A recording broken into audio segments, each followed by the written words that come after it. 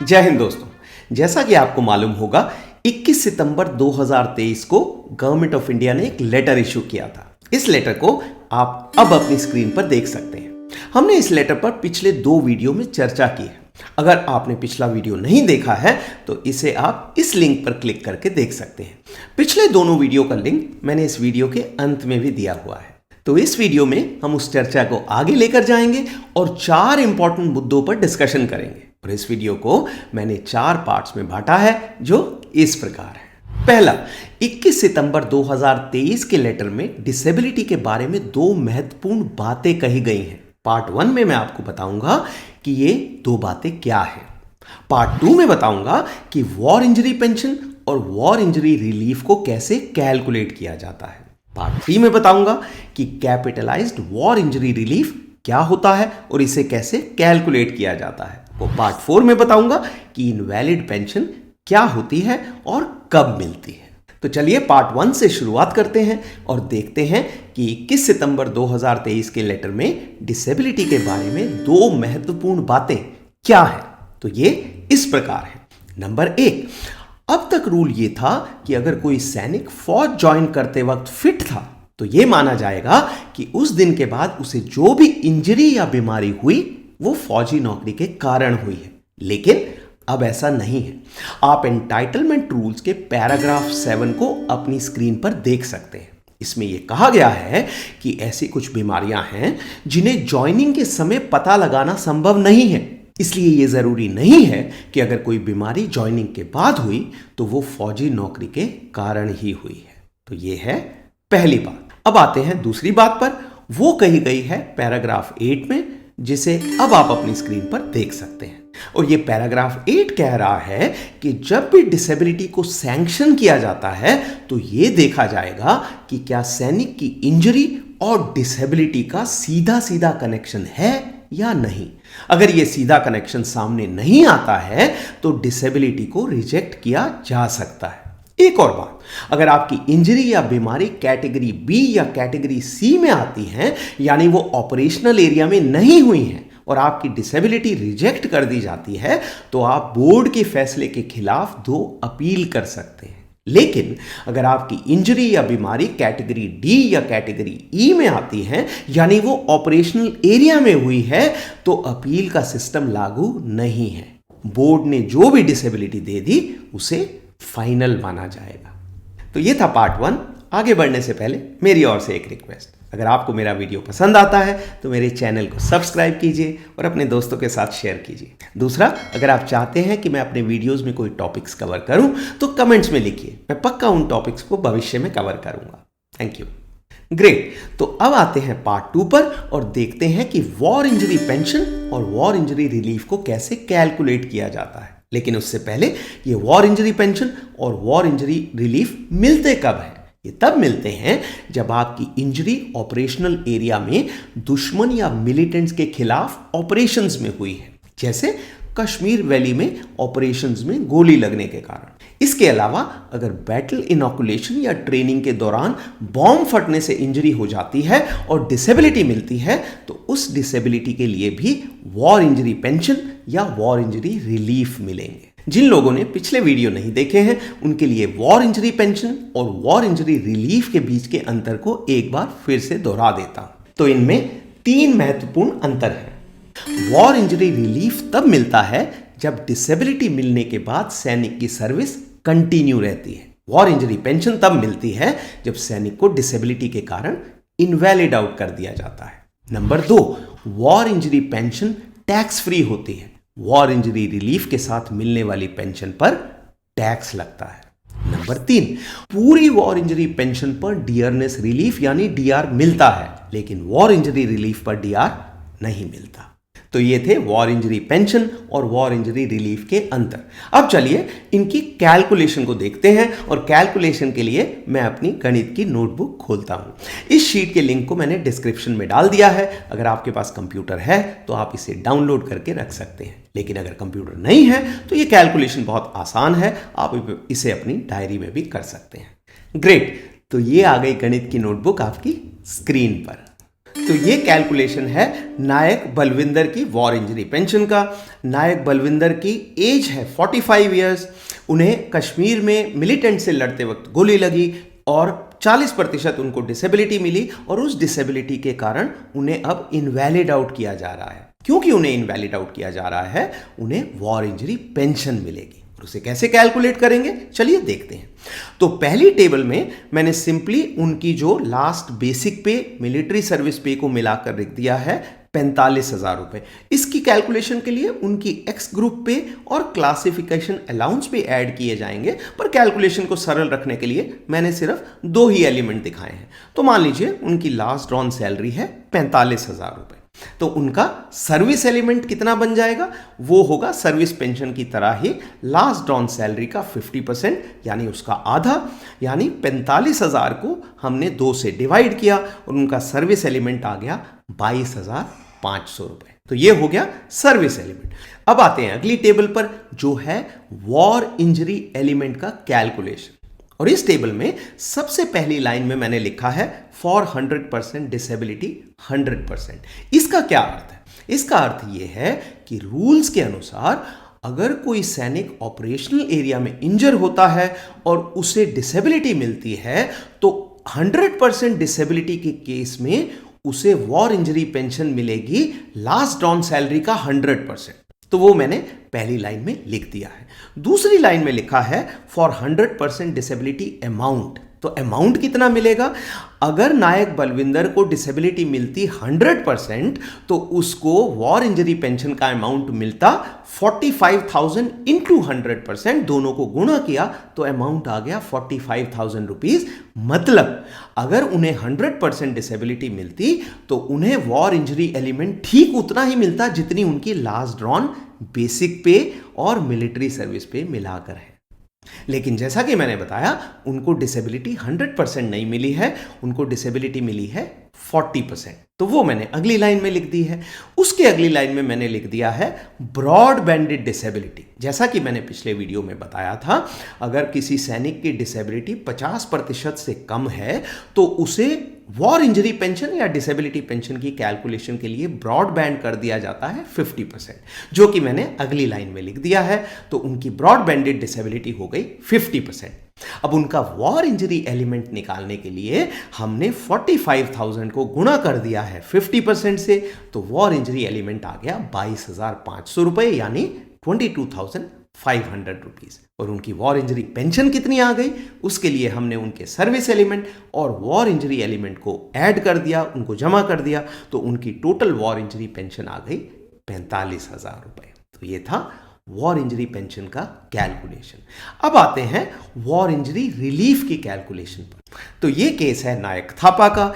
इन्हें भी नायक बलविंदर की तरह 40% डिसेबिलिटी मिली, पर इनको इनवैलिड आउट नहीं किया गया, इनकी सर्विस कंटिन्यू रही।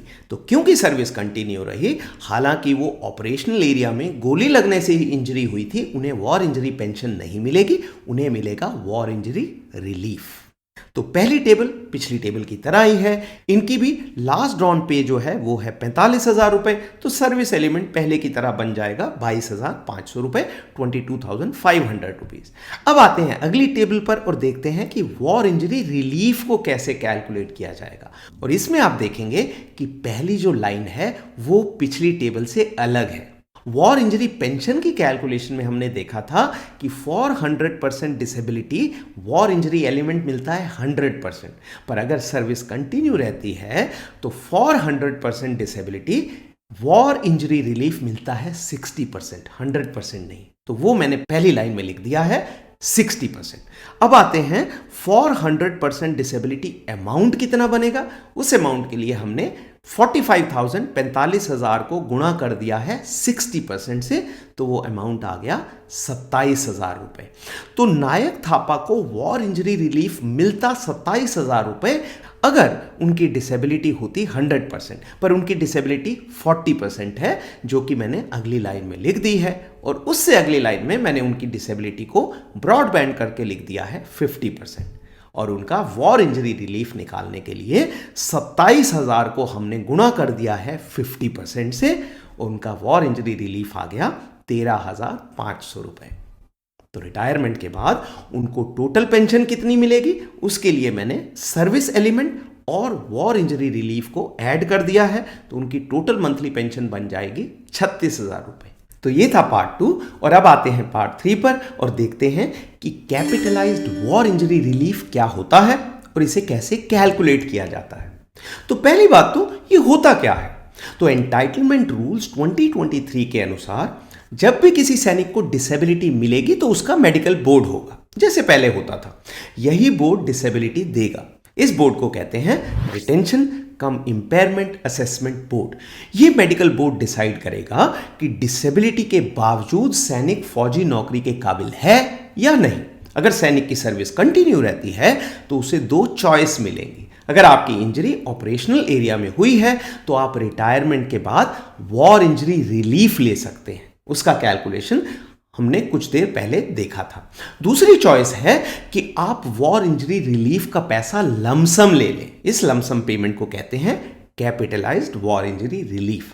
ये कम्यूटेशन की तरह होता है। रिटायरमेंट के समय आप अपनी 50% तक की पेंशन को कम्यूट करके उसके बदले में एक मोटी रकम ले सकते हैं। इसी तरह डिसेबिलिटी मिलने पर आप वॉर इंजरी रिलीफ के बदले में एक मोटी रकम एक ही बार में ले सकते हैं। लेकिन याद रखने वाली बात यह है कि आपने एक बार ये चॉइस कर ली तो इसे फाइनल माना जाएगा और एक बार आपने ये मोटी रकम ले ली तो आपको पेंशन के बाद मंथली वॉर इंजरी रिलीफ नहीं मिलेगा। अब इंपॉर्टेंट सवाल यह आता है कि मोटी रकम लेने में फायदा है या पेंशन के बाद मंथली रकम लेने में। तो चलिए कैलकुलेशन को देखते हैं। इससे क्लियर हो जाएगा कि आपके लिए क्या ज्यादा फायदेमंद है। उससे पहले एक और इंपॉर्टेंट बात, जैसा कि मैंने बताया वॉर इंजरी पेंशन और वॉर इंजरी रिलीफ की कैलकुलेशन के लिए डिसेबिलिटी को ब्रॉड बैंड किया जाता है, लेकिन कैपिटलाइज्ड वॉर इंजरी रिलीफ की कैलकुलेशन के लिए डिसेबिलिटी को ब्रॉड बैंड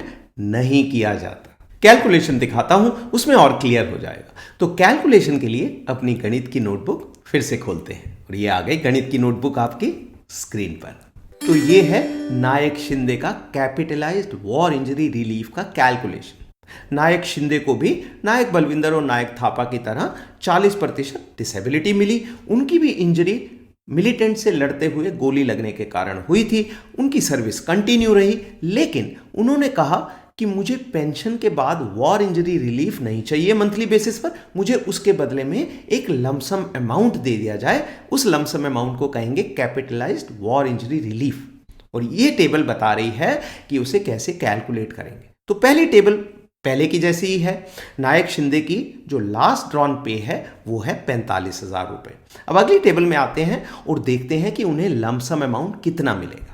तो उस टेबल में सबसे ऊपर वाली जो लाइन है वो पिछली टेबल की तरह ही है और उसमें मैंने लिखा है for 100% disability war injury relief कितना मिलेगा, 60%। तो ये हो गया पहली लाइन।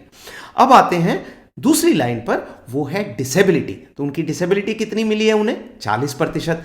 अब इंपॉर्टेंट बात ये है जो कि मैंने ग्रीन कलर में हाईलाइट की है, वो ये है कि वॉर इंजरी रिलीफ अगर कोई सैनिक मंथली बेसिस पे लेता है तो उसे ब्रॉड बैंड किया जाता है, पर कैपिटलाइज्ड वॉर इंजरी रिलीफ को ब्रॉड बैंड नहीं किया जाता। तो इस कैलकुलेशन में नायक शिंदे की डिसेबिलिटी को 40% लिया जाएगा, ना कि 50%। तो ये मैंने इस लाइन में लिख दिया है कि उनकी डिसेबिलिटी है 40%।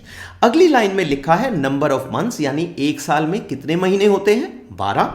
और उसके अगली लाइन में मैंने लिखा है कम्यूटेशन फैक्टर। अब इस कम्यूटेशन फैक्टर के बारे में आप जानते होंगे अगर आपने मेरा पेंशन की कम्यूटेशन का वीडियो देखा था। इस कम्यूटेशन फैक्टर को सैनिक की एज के हिसाब से डिसाइड किया जाता है और इस टेबल से लिया जाता है, जिसे अब आप अपनी स्क्रीन पर देख सकते हैं।